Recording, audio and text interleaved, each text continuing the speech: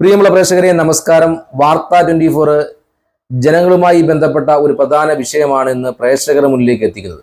ഇപ്പോൾ കഴിഞ്ഞ ദിവസങ്ങളിൽ കൊൽക്കത്തയിൽ ആർജേക്കർ മെഡിക്കൽ കോളേജിൽ ഒരു PG വിദ്യാർത്ഥിക്ക് വളരെ ദാരുണമായ ഒരു അന്ത്യം സംഭവിച്ചു. ഈ വിഷയത്തിന്റെ കൂടി അടിസ്ഥാനത്തിലാണ് ഇത്തരത്തിലുള്ള വാർത്ത പ്രേക്ഷകരുടെ മുന്നിലേക്ക് വാർത്ത 24 അവതരിപ്പിക്കാൻ പോകുന്നത്. നമ്മുടെ ആതുര സേവന രംഗത്തെ ഏറ്റവും മികച്ച സംവിധാനമാണ് സർക്കാർ മെഡിക്കൽ കോളേജുകൾ. അതിൽ തന്നെ തിരുവനന്തപുരം മെഡിക്കൽ കോളേജിൽ എനിക്ക് ഉണ്ടായ ചില അനുഭവങ്ങളുടെ അടിസ്ഥാനത്തിലാണ് ഞാൻ ഇത്തരത്തിലുള്ള വാർത്ത നിങ്ങളുടെ മുന്നിൽ ഷെയർ ചെയ്യാൻ ആഗ്രഹിക്കുന്നത്. ഈ വാർത്ത കേൾക്കുന്ന പ്രിയമുള്ള പ്രേക്ഷകർ തീർച്ചയായും നിങ്ങളുടെ അഭിപ്രായങ്ങൾ കമൻറ്റ് ബോക്സിൽ രേഖപ്പെടുത്തണമെന്നുള്ള ഒരു വിനീത അഭ്യർത്ഥന കൂടിയുണ്ട്. നമ്മുടെ മെഡിക്കൽ കോളേജുകളെല്ലാം വളരെ ശക്തവുമാണ്.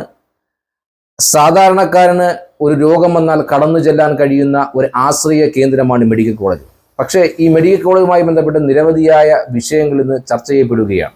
അതിൽ പ്രധാനപ്പെട്ട ഒരു വിഷയം തൊഴിൽ ഇടങ്ങളിൽ PG സ്റ്റുഡൻസിന് അല്ലെങ്കിൽ ഡ്യൂട്ടിയുള്ള ഡോക്ടർമാർക്ക്, പ്രത്യേകിച്ച് സ്ത്രീ ഡോക്ടർമാർക്ക് ഒരു യാതൊരുവിധമായ സുരക്ഷിതത്വവും ഈ വന്ന കാലത്ത് ലഭിക്കുന്നില്ല എന്നുള്ള ഒരു സാഹചര്യം. നമ്മുടെ തൊട്ടടുത്ത സ്ഥലമായ കൊട്ടാരക്കരയിൽ വന്ദന എന്ന ഡോക്ടർക്കുണ്ടായ അനുഭവം കൂടി ഞാൻ പങ്കുവെക്കുകയാണ്. ഇപ്പോൾ പശ്ചിമ ബംഗാളിൻ്റെ തലസ്ഥാനമായ കൊൽക്കത്തയിൽ വലിയ ഒരു മെഡിക്കൽ കോളേജിൽ ഒരു PG ഡോക്ടർക്ക് സെമിനാർ റൂമിൽ 36 മണിക്കൂറിന് ശേഷം വിശ്രമിക്കാൻ പോയപ്പോൾ ഉണ്ടായ അനുഭവം ഇന്ന് കേരളമാകെ അല്ലെങ്കിൽ ഇന്ത്യയാകെ വലിയ സമരങ്ങളിലേക്ക് ഡോക്ടർമാർ കടക്കുകയാണ്.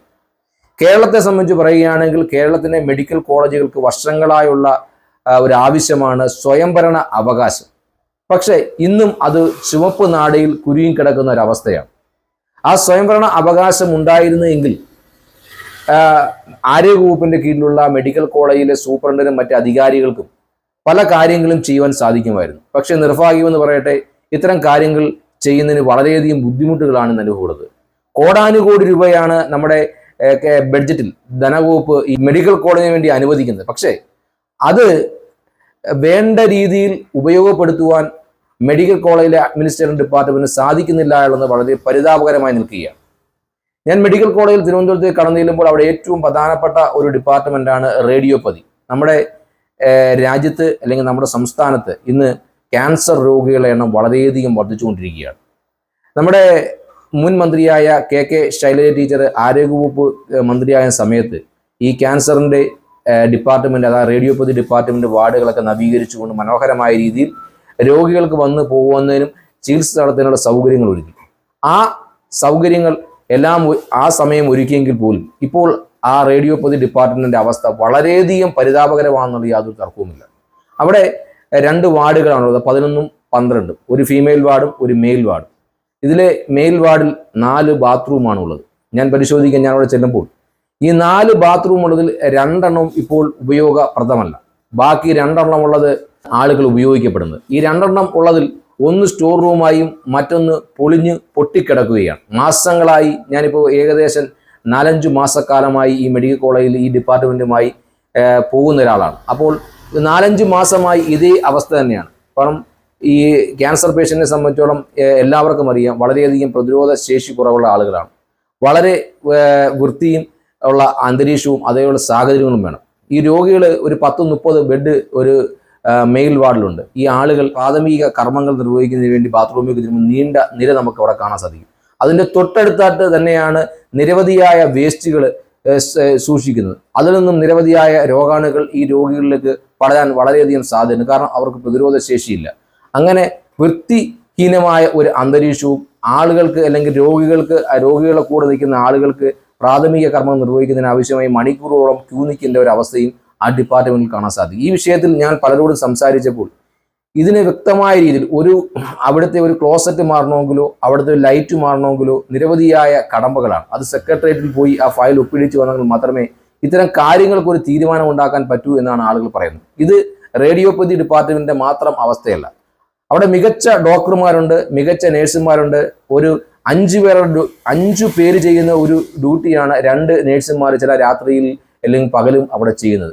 അത്രയ്ക്കും അധികം കഷ്ടപ്പെടുന്ന നേഴ്സിംഗ് സ്റ്റാഫുകളാണ്. അതുപോലെ PG ഡോക്ടർമാർ, സ്നേഹനിധികളായ PG ഡോക്ടർമാരാണ്. വളരെയധികം കാരുണ്യത്തോടെ ജനങ്ങളോട് അവർ രോഗികളെ പരിചരിക്കുന്ന ആളുകളാണ്. പക്ഷേ ആ ഡ്യൂട്ടിയിൽ അവർക്ക് അതിൽ കൂടുതൽ ഡോക്ടർമാർ ആവശ്യമുണ്ട്. കാരണം ഒരു ഒ പിയിൽ ഒരു ദിവസം 100-200 ആളുകൾ വരുമ്പോൾ അത് അവർക്ക് താങ്ങാൻ പറ്റാത്ത ജോലി ഭാരമാണ്. ഈ ജോലി ഭാരത്തിന് ശേഷം അവർക്ക് കൃത്യമായി വിശ്രമിക്കാൻ തക്കത്തിലുള്ള റൂമുകൾ മെഡിക്കൽ കോളേജിൽ ഉണ്ടോ എന്ന് ചോദിച്ചാൽ ഇല്ല എന്ന് തന്നെ നമുക്ക് നിസ്സംശയം പറയാൻ സാധിക്കും. അതിൻ്റെയൊക്കെ ഉദാഹരണമാണ് കൊൽക്കത്തയിൽ സംഭവിച്ചത്.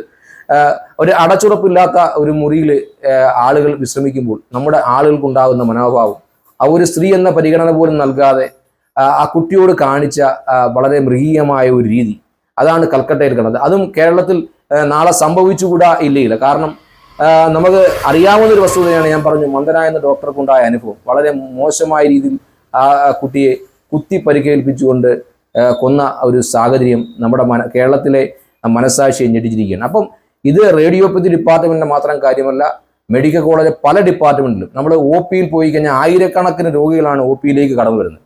അപ്പോൾ അവിടെ നിരവധിയായ ഡിപ്പാർട്ട്മെന്റ് ഉണ്ട്. ഓർത്തോയുണ്ട്, ന്യൂറോ ഉണ്ട്, ENT ഉണ്ട്, കാർഡിയോളജി ഉണ്ട്. പക്ഷേ ഇവിടെ ഡോക്ടർമാർക്ക് താങ്ങാൻ പറ്റാവുന്നതിൽ കൂടുതലുള്ള ഒ പിയിലുള്ള ആൾ, അതുപോലെ നേഴ്സിംഗ് അസിസ്റ്റന്റുമാരുടെ എണ്ണത്തിലുള്ള കുറവ്.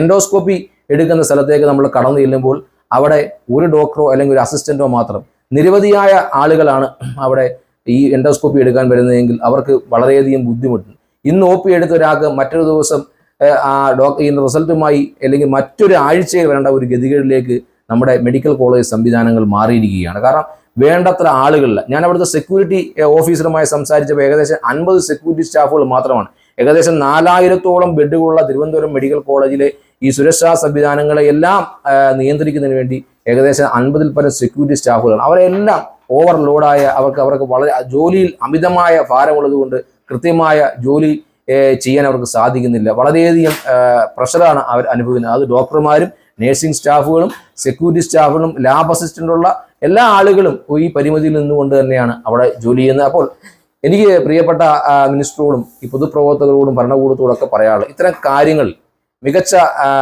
ഡോക്ടർമാരാണ്, മികച്ച സേവനങ്ങൾ ലഭിക്കുന്നുണ്ട്, നല്ല രീതിയിൽ രോഗികളോട് നോക്കുന്ന അല്ലെങ്കിൽ പരിചരിക്കുന്ന നേഴ്സിംഗ് സ്റ്റാഫുകളാണ്. ഇവർക്ക് വേണ്ട അടിസ്ഥാന സൗകര്യങ്ങൾ ഒരുക്കി കൊടുക്കുവാൻ നമ്മൾ സർക്കാർ സംവിധാനങ്ങൾ തയ്യാറാവണം. മെഡിക്കൽ കോളേജിന് സ്വയംഭരണ അവകാശം കൊടുത്തുകൊണ്ട് മെഡിക്കൽ കോളേജിലെ കാര്യങ്ങൾ നിയന്ത്രിക്കുവാൻ അവർക്ക് പ്രത്യേക അധികാരങ്ങൾ കൊടുത്തുകൊണ്ട് ഉള്ള നിയമങ്ങൾ പാസ്സാക്കുന്നതിൽ നമ്മുടെ നിയമസഭയിലെ പ്രതിപക്ഷവും ഭരണപക്ഷവും ഒന്നിച്ചു നിന്നുകൊണ്ട് തയ്യാറാവണമെന്നുള്ള അഭ്യർത്ഥനയാണ് വാർത്ത 24 എന്നുള്ളത്.